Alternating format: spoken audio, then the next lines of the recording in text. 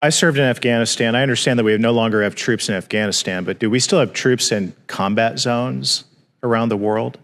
As you know, Mr. Banks, we still have some troops in Syria, some troops in Iraq, and we have other people obviously serving in the Middle East, both at air bases and at sea, who are in areas where active combat is underway. I just want to confirm that, because last week, Kamala Harris said before the American people that, quote, "Today there is not one member of the U.S. military who is in active duty in a combat zone." And I wonder, either one of you, why would she say that? Obviously, there are troops in, you just said Syria, Iraq, they receive combat pay. They are serving in a combat zone.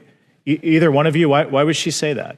Well, she might be thinking about the fact that we ended the wars, for better or worse, in Afghanistan and Iraq, and that so there are no active wars engaging the United States. Are there members of the military at risk? I would say there are. Yeah, absolutely. Ambassador, you would agree? I agree with my colleague. Yeah. I am reaching the point of total outrage because the response from the Department of Homeland Security has been totally lacking. In fact, I think it's tantamount to stonewalling in many respects. If necessary, I'll certainly support a subpoena. We have to ask ourselves how this was possibly allowed to happen, not once, but twice. How were there 2 assassination attempts on President Trump in as many months?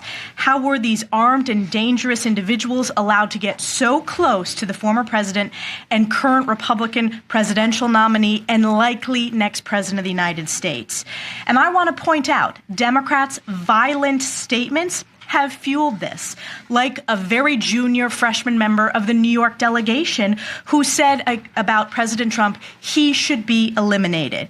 It is uncalled for. You should call the Democrats out in the media for fueling this violence against President Trump. The sitting president of the United States has said President Trump needs to be put in a, quote, bullseye. Kamala Harris continuously calls President Trump, quote, a threat. And Congressman Dan Goldman, as was referred to earlier, has even called for President Trump to be eliminated. But that's not what you're hearing about from the mainstream media. Why? In fact, NBC News had the audacity to call the second attempt on President Trump's life in 2 months a mere golf club incident. And the mainstream media seriously wonders why Americans' trust in you has fallen to historic lows. Needless to say, Democrats' so-called leaders and the partners in the media need to get a grip. And the Secret Service can and should do more to protect President Trump. We cannot normalize what has happened to an American president and our current Republican nominee. Just look at what Donald Trump has been through. From the Russia hoax to sham impeachments and indictments to 2 attempts on his life in just 2 months. It's incredible that President Trump has come out on the other end of all of this with motivation to keep fighting. To me, Donald Trump is the patriot of the 21st century. He will never surrender, nor should he. And